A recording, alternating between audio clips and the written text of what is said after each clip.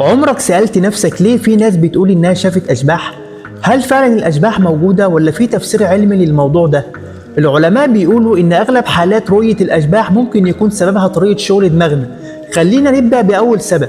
دماغ الإنسان متصمم إنه يكتشف الوجود بسرعة جدا لدرجة إنك ممكن تشوف وش إنسان في الغيوم أو في شكل شجرة أو حتى في ظل على الحيطة. الظاهرة دي اسمها الباريدوليا، وهي إن الدماغ يفسر أشكال عشوائية على إنها وجوه أو أشخاص، وده ممكن يخلي بعض الناس يحسوا بإنهم بيشوفوا أشخاص حقيقية فعلا رغم إن مفيش حد موجود. لكن ده مش السبب الوحيد، في حالة تانية اسمها شلل النوم.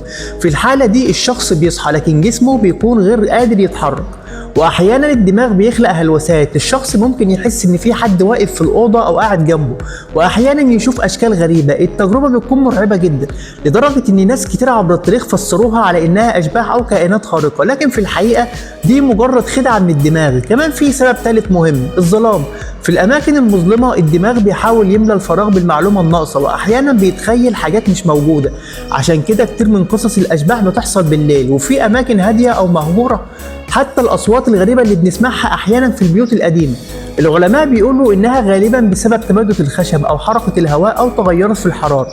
يعني ببساطة دماغ الإنسان قوي جدا، لكن أحيانا ممكن يخدعنا، وده ممكن يخلينا نحس إننا شفنا حاجة خارقة للطبيعة، رغم إن الحقيقة إن كل اللي حصل مجرد تفسير غلط في دماغنا. لكن السؤال الحقيقي، لو كل ده تفسير علمي، ليه ملايين الناس حول العالم بيقسموا إنهم شافوا أشباح؟